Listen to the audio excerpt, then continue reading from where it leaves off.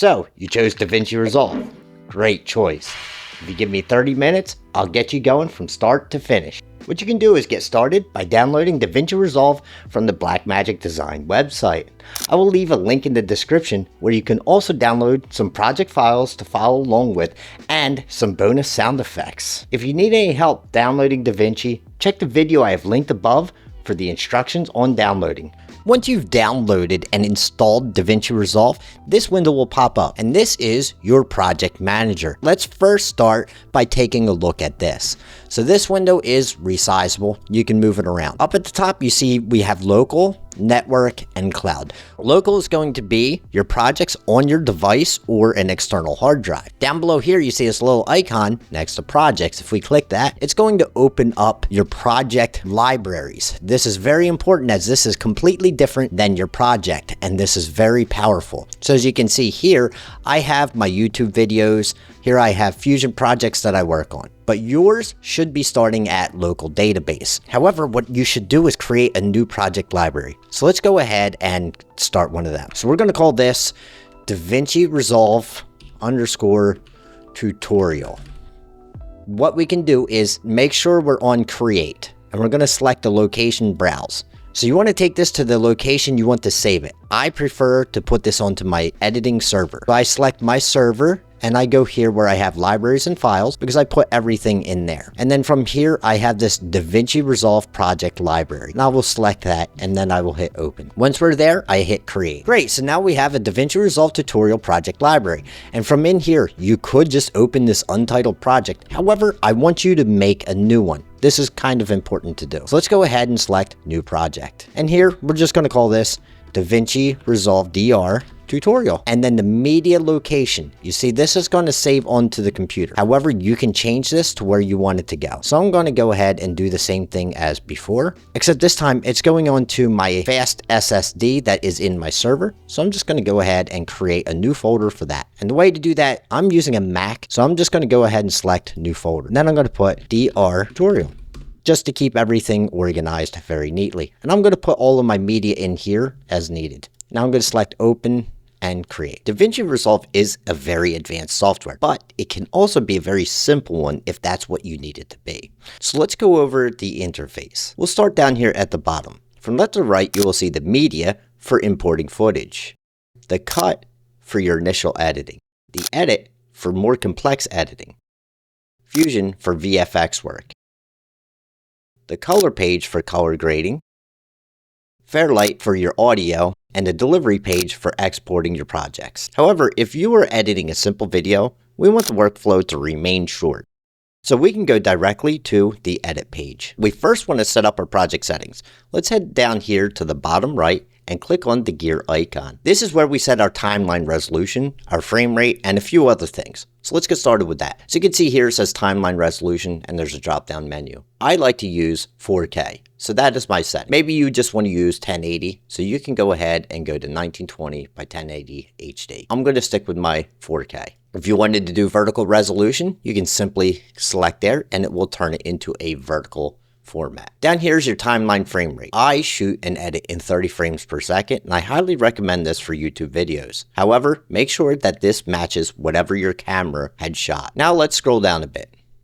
We are here at the Optimize Media and Render Cache. This is going to be quite important. So as you can see here, there's Proxy Media Format, Optimize Media Format, and Render Cache Format. These three you're going to make a change to. Let's just quickly go over that. On Proxy Media Format, let's click on that. As you can see, there are a lot of ProRes. And then down here, we have DNxHR. You can actually use one of these for Windows. I would suggest using something like DNxHR SQ. However, I'm on a Mac. I'm going to use the ProRes 422 LT. Now, DaVinci Resolve did make some changes, and they do have ProRes available for Windows. So if this is available, go ahead and use that. And be sure to change the Optimize Media Format and Render Cache to the same. Great. Next, we're going to come down here to working folders. This is also very important. As you see, there's project media location, proxy generation location, cache files location, and gallery stills location. All of these need to be set to go to wherever you want them to be saved at. DaVinci Resolve does have its own path. However, I suggest that you put these to an external hard drive, especially your cache files. Cache files are your fast read and writes, and these should go to a very fast SSD. I highly suggest that you get an external SSD or have a server which you can put them onto. Next, we have a very important thing which is typically overlooked. Up here to the top left, we're going to come down on our settings all the way to Fairlight, and let's click that. Here we're going to set our target loudness. This is the only thing we need to change, and I'm going to set this for YouTube. As you see, this is set at -23. I'm going to change this to -14 LUFS. This is the standard for YouTube. Now I want to save you hours and save you the headache from having to do this every time you bring in a project. So up here on the top right, click these 3 dots. I'm going to come down to set current settings as default preset. It'll ask to update the preset and select update. From this point forward, all of the projects within this project library are going to have these exact settings, so you can upload them to YouTube knowing they are all done exactly like this. Let's click save. Now we will bring our media into the media pool. Go up to the top left hand side where the media pool is. If this is not available, just go ahead and click media pool and that will pop up. Locate your media. If you have downloaded the Getting Started, you're going to find this project media folder. Then down here we see there's all of these different folders. If you select that, you can see that we have these different files. So if I grab, say, jump cuts, drag it and drop it. When I do that, this little window is going to pop up. It's going to say change project frame rate. And that's because this is a different frame rate than what I set. The video I tried to import was from my camera, and that's the actual frame rate I want. So I'm going to select change. And now you can see I have this loaded. However, this is not how I suggest for you to bring your media in. So what I'm going to do is just select this, right click it, remove selected clip. The best way to bring your media in would be to actually drop the entire folder in. So if we take the project media, not one of these individual folders, but let's just grab project media, drag that and drop that here under the master. And as you can see, it has organized everything into its own folders over here. So if I select project media, you can see I will have all of my folders here. You can select all of these different folders this way, or you can double click them from over here. I know I want to work with A-roll right now, so I'm going to double click that. And as you can see, we have 2 viewers. So now I want to start with this clip. I can scroll over here and it's going to appear into that viewer on the left, or we can just double click it and it will remain there. Once it's in here, I can scroll through it and check things here. Down below it, we have our timeline. And this is actually where we want to bring our media in. So I'm going to go ahead, grab and drag and drop onto the timeline. Now you can see it's loaded in both viewers. The right side is our timeline viewer. The left side is just for our media viewer. So if I look over a different clip, it will be loaded into that viewer. It will be here, but not on our timeline. To play the timeline, you can simply press the space bar. As you can see, that will start it and stop it. Or you can come up here and press the play button and the stop button. You can also go backwards.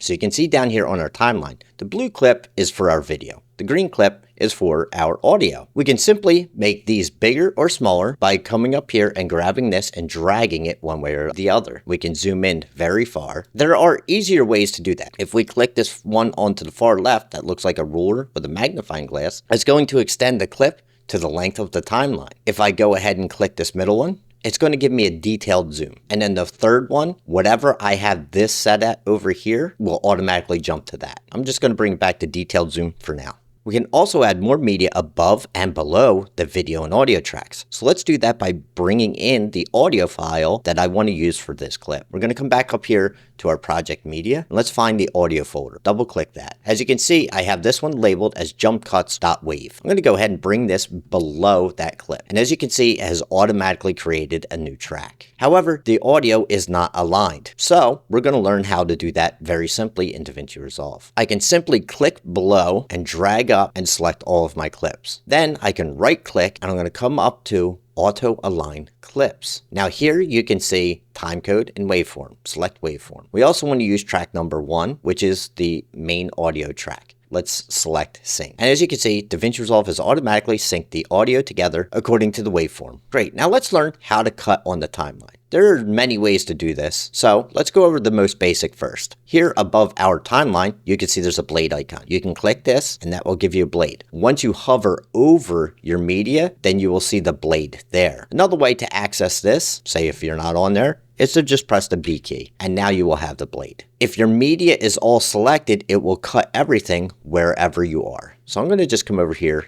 and click there. However, you see it didn't cut this one. So I'm going to cut that now like this. If you want to change it back to the selection mode, you can click this or you can press A. Now this is there. You can easily delete that by pressing the backspace. The way to select your clips, you can easily click on them. And as you can see, these two are linked. This one is not linked. And up here above the timeline, you see we have this little link icon. If I click that and gray it out, then they're no longer linked. So let me click off. Click on, and as you can see, I can select only one of them. We do not want this one. If you want to eliminate something, you can simply delete that off the timeline, or you can just grab the one below it and put it over and it will be gone. This is the one I want. However, if I click this linked icon, they are still separate because they are not linked. We can fix that by selecting both, right-clicking, and then setting link clips. Now when I click them, they are linked together. If I want to move the entire timeline over, I can simply select here, and you will see this little gray area, hit backspace, and that will pull my timeline over.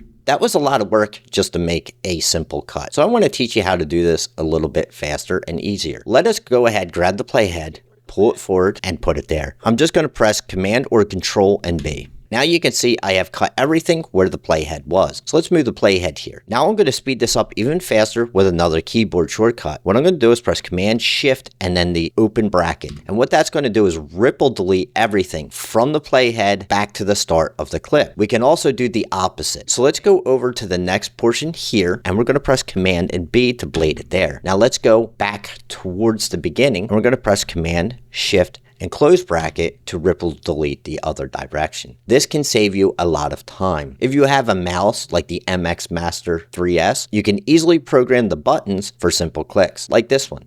As you can see, one click, I was able to cut that. I can select all of the media from playhead forward and delete that out, or I can use trim edit mode here and then just ripple delete back. And it makes it very easy to just simply click and delete everything that we don't need. And just like that, I've deleted everything out. Now I'm just going to press A to get back to my selection mode. You can select any clips and you can actually move them around on the timeline as you need. You can also drag them up or down and put them onto different tracks. You can bring them over your media. If you want to do this with a piece of B-roll, but you didn't need the audio, you would make sure you deselect the link icon, click the audio that you didn't want, and delete it. Simple as that. If you made any mistakes and you want to undo something, you can easily press Command or Control Z and that will bring it back. If you want to undo multiple steps, you just press Command Z multiple times. If you want to redo them, press Command Shift and Z and it will redo them right to where they were. You can also copy and paste clips. For example, if I wanted this clip and I pulled it up here, I could press Command C. Now I'm going to Command Z and put it back. Now say I wanted to put it up over here. I could just press Command or Control and V. And just like that, the clip is done. I'm just going to press backspace to delete it. We can also add music and sound effects to our timeline just as easy. So let's go ahead and go up to our project media. Let's find the sound effects folder. We can pick any one of these that you would like. I'm just doing this out of random. I'm going to grab a whoosh. Just put it here. I accidentally put it on 3. I want to put this on 2. So I'm just going to grab it and drag it up here.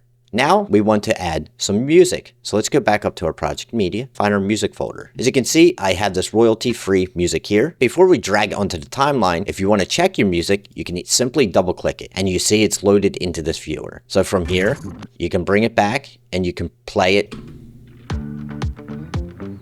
That way you can preview it. You can also drag and drop media from here onto your timeline. So if I grab this and drag it down, it's going to bring it down and now I have a music track on there. Select this and delete that section. Go ahead and just drag it over. Then on the end here, we can simply cut off the rest of the music. So now on here, as you can see, we do have the 2 viewers, but maybe you want to save some space. So we can come up here to this top right where this rectangle is. If you click that, it'll do a single viewer. You can simply select the 2 viewers back and forth as you need. Now let's look over this interface. If you want to resize the video size, you can simply come here, drag up and down. You can do the same thing down here with your audio tracks. You can make them bigger or smaller. As you can see, we have a lot of video and audio tracks. So let's label them. I'm going to go ahead and do that by clicking here. I can select all of this and now I'm going to change this one to dialogue. Now let's go ahead and label the rest of our tracks. Great. Now I've labeled everything. I haven't labeled my other video tracks yet because we haven't put anything there. Additionally, we can also color code things. So as you see, everything here is green. However, I'm going to change my sound effects. I'm going to go ahead and right click on that track and come up to change color. Then I want to change that maybe to orange. I'm going to do the same thing for music. I'm going to change track color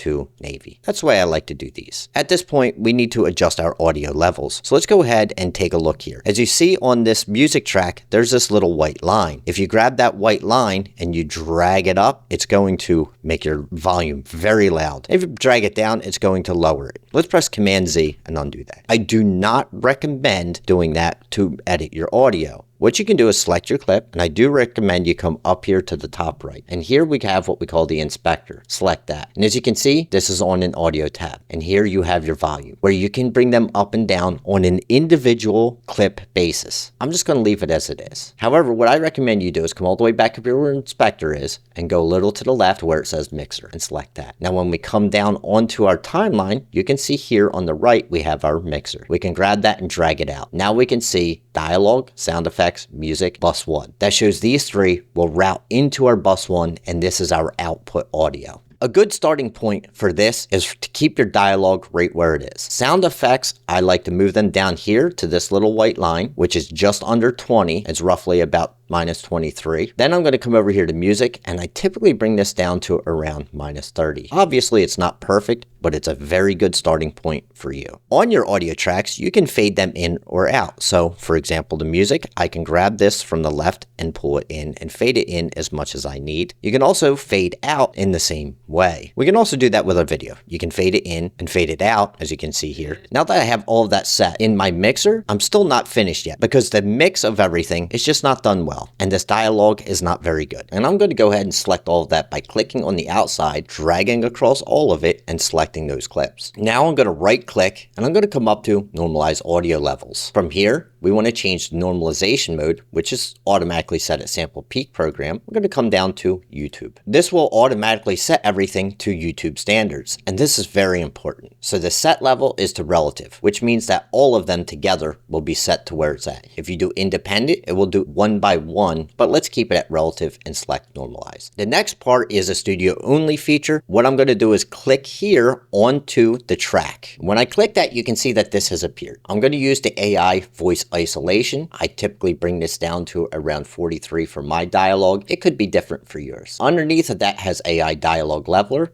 I like to turn that on. This allows for wider dynamics. I like to set mine to optimize moderate levels. Now my dialogue should sound pretty good. Now I'm going to come down to the music. I'm going to select here, and I'm going to come up to ducker. What that's going to do is duck the music underneath of my voice, but I have to set the source to my voice, which is dialogue. Now the duck level is very important. And for mine, I like to set this around 8.1, and that's a good starting point for me. Now the music and the dialogue are set. However, my sound effect will not be very good. It's probably going to be too powerful. If you play that back, you will hear the whoosh is very powerful. So what I suggest is we add some effect. And the way to do that is we're going to go up to the top left and select effects. I can close down the media pool just to give me some more space. What I want to do is I want to come down here to audio effects. As you see here, we have Fairlight effects and we have AU effects. First thing, let's start with Fairlight effects. And what I want to do is add a little reverb. I'm going to grab the reverb, drag that on. Now here, it's set onto a default. I can select this and go through different ones until I find one that I do like.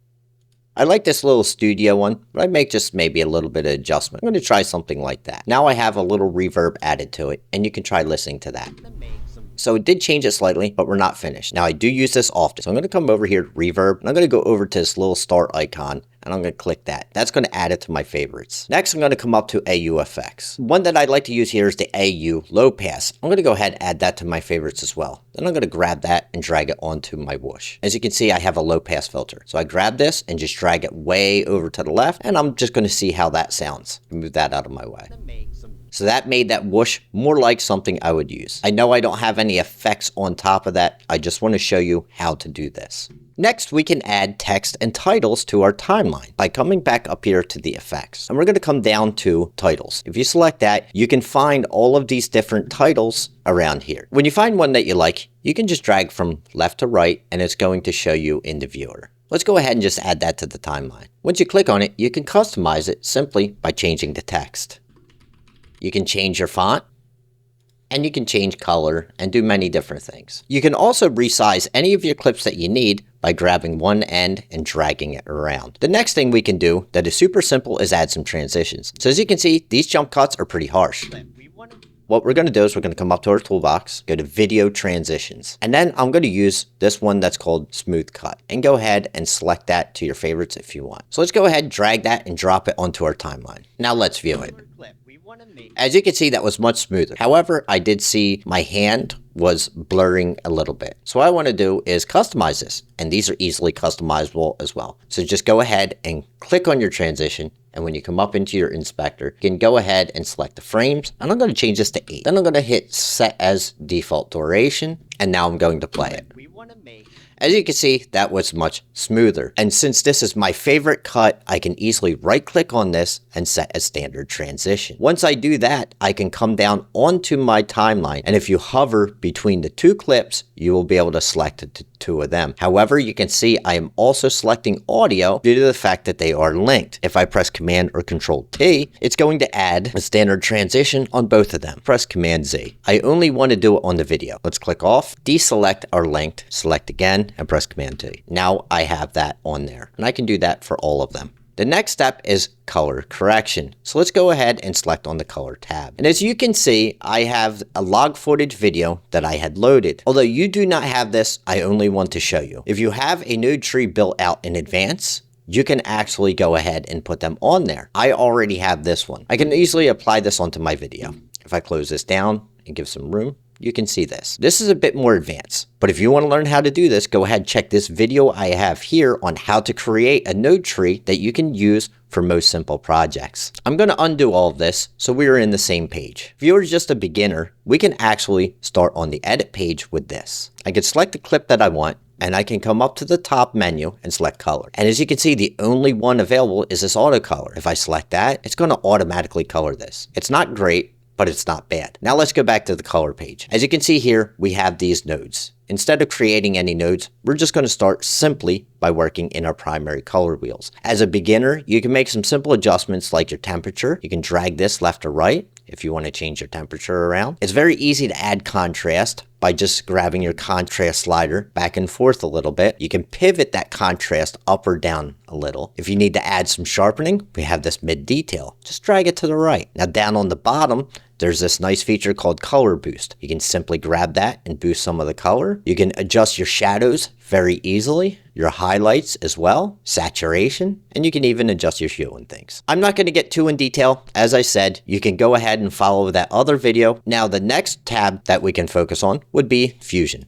If I click this, it's going to bring you in here. And this is probably going to be very confusing. We are going to make a simplified version to make it easier for you. And again, let's go back to the edit page. I like to start here with that. What we're going to do is come up to our effects panel again. Under toolbox here, let's go ahead and start a search. You can go ahead and click this little search icon and we can start typing something here. So let's start with Fusion. When we type in Fusion, you can see I have so many things come up for Fusion. However, what we want is a Fusion effect. So let's go ahead and select that. An effect I want is this Fusion composition. Go ahead and mark that as your favorite. Let's go ahead and grab a Fusion composition and we can drag it down onto our timeline here. I only want it to be the length of this clip. So go ahead and you can just grab it from the right, drag it back, or you can go ahead and delete off the end. However, we're not finished with just the Fusion composition. I also want to bring in another effect, and this one's called adjustment clip. So if you start typing in adjustment, you're going to find this here. Make sure you go ahead and select that as your favorite as well. We're going to grab that and drag that down here. We'll just put it there. It doesn't matter what the length is at this moment. I just want to show you the difference between them. Wherever your playhead is, it's going to open up the top clip in the Fusion page when you select that. So you see this is Fusion composition. Now let's go ahead and select that Fusion tab again. And this time you see it's loaded this up. It has a media out, but it doesn't have any media in. That's because a Fusion composition starts without any media at all. Let's go back to the edit page one more time. Now this Fusion composition, that's not actually what I want to use in Fusion because I want to see this. So let's go ahead and just delete that. I'm going to grab this adjustment clip and pull it over. Now let's resize this to the length of that. Make sure we are over this adjustment clip and let's go into the Fusion tab. Now you see that it has loaded. We have media in, media out one. I'm going to just drag this over and click off. I want to click on this node. This will be very simple, so don't worry. I'm going to make it really easy for you. What we're going to do is we're going to add a zoom we're going to make a very smooth zoom. If you're on a Mac, you can simply press Shift and Spacebar. I do believe on Windows you press Control and Spacebar, but for Mac, it is Shift and Spacebar. Now let's type in transform. As you can see, we have transform XF automatically pops up. Just go ahead and hit add. Now we have a transform. Let's drag our playhead, which is underneath our viewer here, all of the way to the left. And as you can see, we have two viewers, just like we did on the edit page, but we really only need one. So let's go up to the top right here where this very familiar box is and click that. Now we just have the one.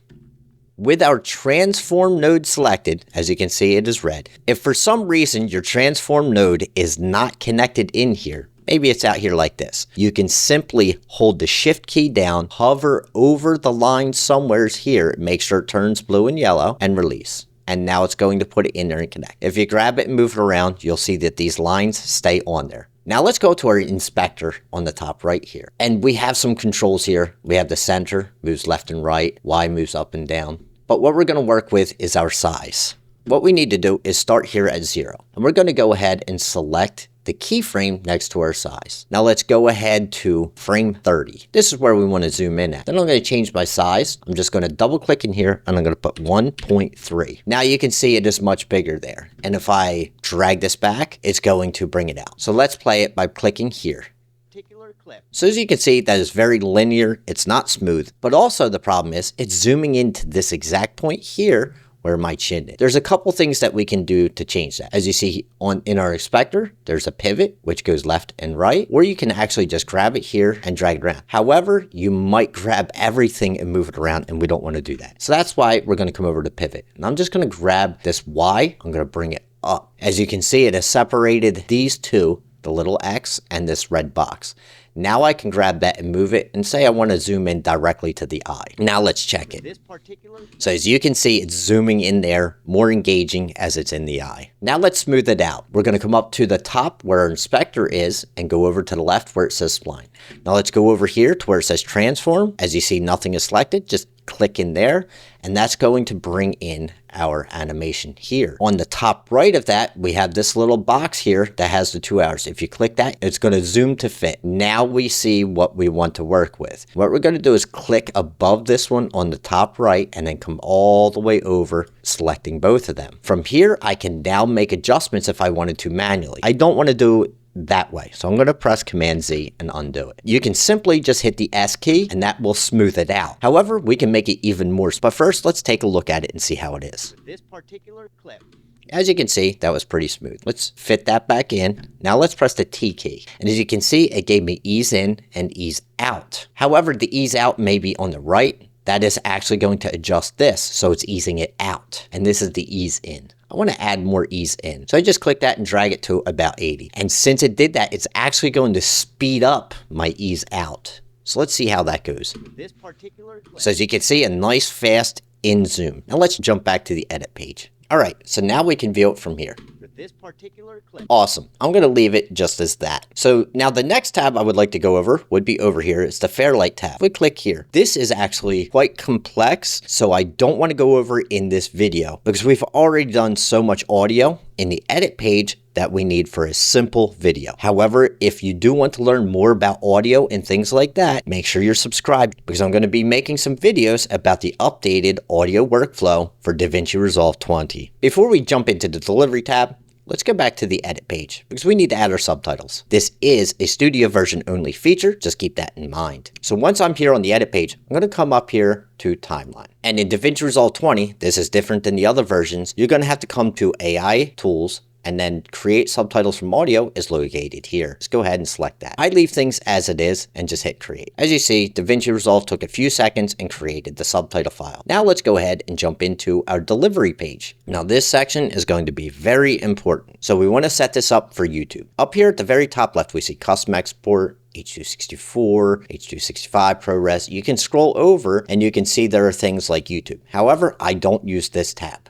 I'm going to work here in the custom export. First thing we want to do is rename our project. This was the DaVinci Resolve tutorial getting started. Then you want to select your location. So select browse, and then you're going to go and navigate to where you want to go. I like to put mine to my project folder. Once I'm in my project folder, I like to create a new folder for upload material and select save. Once I've done that, the next step is to come down here. As you can see, the video tab is selected. Next, that's audio and file. We're going to be working with video and audio. I like to keep my format at QuickTime, and this is what I recommend. You can select this and change it to what you need. However, for YouTube video, I do recommend QuickTime, and I'll show you why in a few moments. Next is the codec. It's set at H.264, which is a very good one. However, I like to use H.265 for smaller files and very, very good quality. I leave my use hardware acceleration if available, which I do have in my Mac Studio. I leave timeline resolution alone and the frame rate and everything. Down here, you probably have automatic set.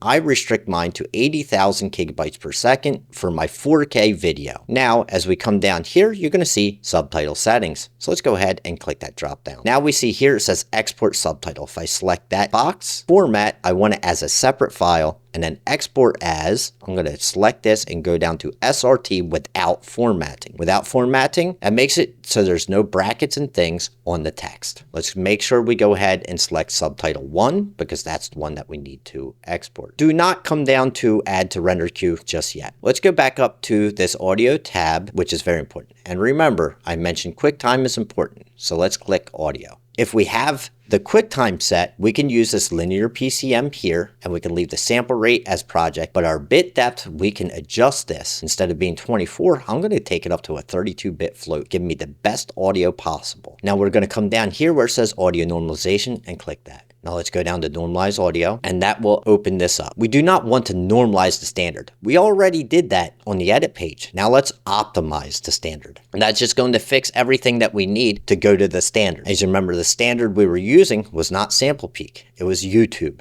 So let's go down there. When we select YouTube, it's going to change it to that -14 LKFS and our target loudness of -1. And make sure output track is selected. Now our audio should be perfect for YouTube. Let's go ahead and come down here to add to render queue. Now, once we've done that, you can see up here in our render queue, the job 1 has been added there. And if we come down here, we can select render all, and DaVinci Resolve is going to run its process and it's going to render out our video. And as you can see, it has been completed in 10 seconds. And just like that, we have created our first video. Awesome job. You have completed the first training from start to finish. If you want to take it to the next level, check out this video here on the smoothest zooms, and I will see you there.